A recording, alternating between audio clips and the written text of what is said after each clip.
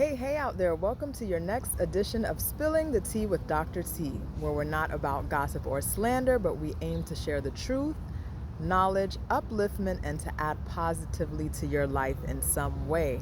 Happy Wellness Wednesday, everyone. I hope you're having a great week.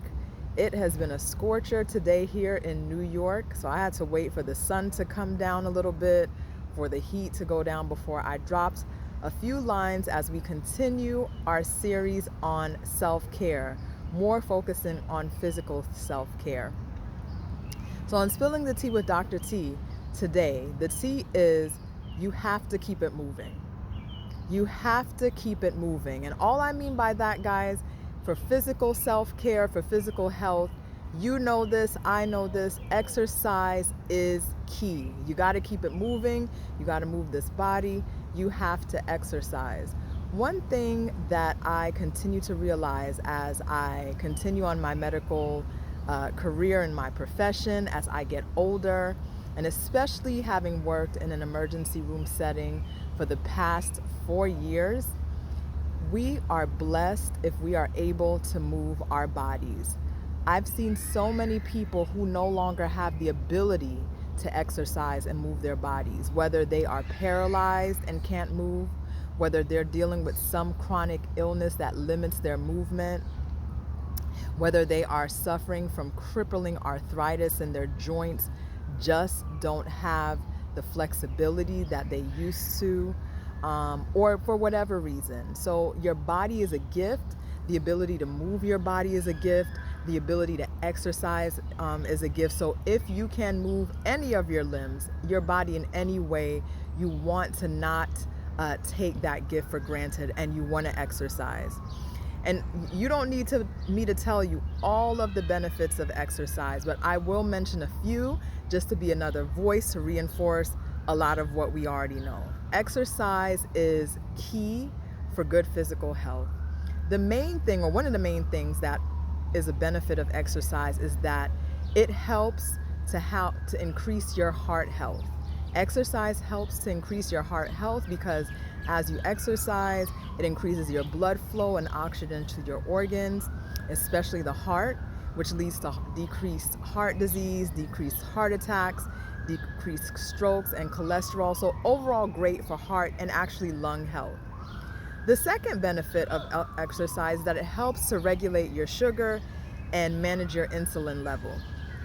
Really quick, insulin is that important hormone in the body that helps to regulate your sugar.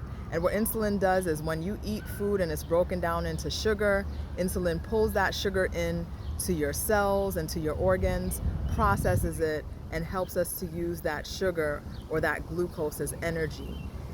And so when you exercise, it helps your glucose to be lowered and your insulin to be managed better, which in turn helps lessen your chance of diabetes, or if you do have diabetes, of controlling your diabetes better. A third benefit of exercise is that it strengthens your bones and increases your muscle mass and your strength. And this is especially important to the human body as you get older. As we get older, our bones become more brittle, become more weak, our muscle mass decreases. So when you exercise, even from a younger age, you help to decrease some of that and decelerate how fast that happens by exercising. Exercise also, believe it or not, decreases your risk of several cancers, including breast cancer, colon cancer, lung cancer, and uterine cancer. And those are just a few. So again, exercise, just a few things that are beneficial from exercise. And I'm not even done. Exercise also helps in quitting smoking.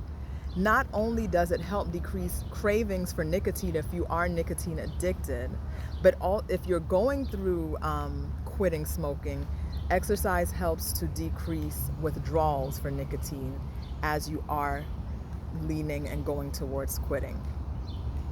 The other thing is, of course, we all know is that exercise helps to control your weight by burning calories, by burning fat, again, by increasing muscle mass. And in my next post, I'll talk more about weight loss and how exercise and how you eat affects that and some quick ways to kind of implement some things to help in your weight maintenance. But for now, just remember, as you already know, exercise helps with your weight. And lastly, exercise is really, really, really beneficial for mental health in so many ways. Having gone through this coronavirus pandemic, many people are under mental stress. People who already had diagnosed mental health disease, their mental health has kind of spiraled out of control. And if you are undiagnosed, people are experiencing symptoms of mental health that they have not experienced before because of the stress of the environment, economic stress. There's a lot of, just environmental stress, different things that have triggered people's mental health. My neighbor is out here in the back playing with his child, so excuse the noise. So just a few quick things. Exercise helps to decrease depression and anxiety, which are probably the two leading causes of mental health disease right now. Actually, anxiety is number one. A lot of people suffering from anxiety, and depression is number two. It also helps to decrease stress. Listen, all of us are under some sort of stress, whether it be work stress, family stress, relational stress. And so exercise really helps to decrease stress. It helps to increase your thinking, increase your judgment, and clears your memory. It helps you to sleep better at night. So after you've done a really good exercise regimen, you'll find that you have more restorative sleep after exercising. And of course, when you exercise with other people, it really helps to increase better relational connections, because as you're exercising, you're talking to people, you're sharing. It's a way to create a bond. So it's really good for like relational connections. Now, y'all, let me tell you, I am not someone who naturally loves to exercise. Once I start doing it, I enjoy it, but my motivation for exercise is not something that comes naturally to me. So I totally understand how it is difficult for some people, but I'm going to talk to you shortly about ways you can incorporate just basic increased movement in your everyday life. Most health experts, especially the American Heart Association, recommends that we do 150 minutes of exercise per week, and that's 150 minutes of moderate intensity exercise a week, which breaks down to about 30 minutes per day over 5 days. Or you do 75 minutes a week of vigorous intensity exercise. 75 minutes a week of vigorous intensity exercise, and that breaks down to about 15 minutes a day over 5 days of vigorous intensity exercise. And you might be wondering, what is moderate intensity exercise? Moderate intensity would be like riding 5 miles on a bicycle in 30 minutes, or walking 2 miles in 30 minutes. They also list examples such as gardening for 30 to 45 minutes, or washing your car for 45 minutes to an hour. If you love to dance, which I do, that's my favorite kind of exercising. Dancing for 30 minutes is considered moderate intensity exercise. Moderate intensity also is where you want to get your heart rate to 50 to 70% above what your resting heart rate is. So I'm just going to quickly break it down. So if you're resting, just sitting around watching TV, and your heart rate is about 80 beats per minute, then 50% of that would be 120. So 80 plus the 40 extra beats. So you'd be doing moderate intensity exercise if you are exercising for 30 minutes a day for 5 days a week, and your heart rate as you're exercising is about 120 beats per minute. That's just an example. And then of course, vigorous intensity exercise is getting that heart rate even higher as you exercise. That's getting the heart rate to 70 to 85% of what your resting heart rate is. So I'll drop some of this in the comments, in the chat, so you understand what I'm saying.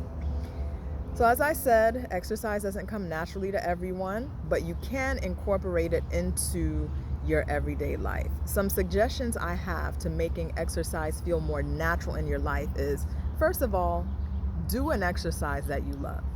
Not all of us are going to go get a gym membership and go to the gym. I've wasted a lot of money doing that because I just don't end up going. But do something that you love. I tend to gravitate towards dance exercises. So what I've been trying to do as much as possible, and at least as I'm trying to get into the discipline of exercising, is I do dance routine exercises. There's a bunch of them on YouTube. There are dance classes at the gym. Some of the dance instructors that I follow on YouTube, there's Afrifitness.com, because I tend to like to dance to music that's more upbeat and that I like. So Afrifitness, where she teaches Afro beats. There's Zumba. I follow someone called Keira Lashae. She's a whole bunch of fun. She kind of does hip hop dance and different types of dance. If you want to get, I forgot to mention, you also want to be incorporating strengthening exercises into your exercise routine. You want to do strengthening at least 2 days a week or more. And again, there are a bunch of programs for free on YouTube, different apps. I tend to like Jessica Smith, really good with strength exercises. So my point is, do something you love. The second thing is, do something that's a part of what you would be doing anyway. So especially if you are parents, incorporate exercise with your kids. Go out and play, dodgeball with them, kickball, go roller skating, play baseball, play basketball. It builds family bonding or parental bonding with your kids. It gets them out exercising. You want to teach them that from a young age, and then it gets you exercising as well. So do things that are a part of your normal everyday life. If you have to, clean your house, maybe do it a little bit more vigorously than you normally would. The second thing is that you can, you can incorporate exercise into your everyday life by taking the less easy route. So what I mean by that is, instead of taking an elevator all the time, you can take the stairs if you have to get to a particular location. If you have to grocery shop, or if you're going to a shopping mall, park a little further from the entrance to where you're going so that you're getting some extra steps in. For me, my grocery store is not too far from my house. So when I don't have big grocery shopping to do, if I need to just pick up a few things, I'll actually walk to the grocery store. So doing these small things will help you to get your heart rate up, get your steps in, and incorporate some kind of increased activity into your life. And lastly, I know I made the recommendations for what's moderate intensity, what's vigorous, what's strength training, what the experts are recommending. But my advice to you is, you don't have to get to 5 days a week, 30 minutes per day immediately. You don't have to get to 15 minutes of vigorous activity over 5 days. My advice is to start somewhere. Just begin to start. You may start by doing 10 minutes, 3 days a week. And if you do that, pat yourself on the back, encourage yourself, because that's great. Start somewhere. And as you begin to start, and as you begin to incorporate more, all of the benefits of the gradual increase of the cumulative effects will begin to show or manifest in your body and in your life. So start somewhere. Don't be discouraged if you're not some athlete. Don't be discouraged if it may take you longer. Don't be discouraged if some days you just don't do what you're supposed to do. If you fall off the wagon, get back on and keep going. Spilling the tea with Dr. T. The tea is, you got to keep it moving. This body is a gift. The ability to move it is a gift. Keep moving, exercise, and exercise self-care for your body. That's it, guys. Love you. Thank you for tuning in. Remember, self-care is life care. Peace, love, and blessings to you. Until next time.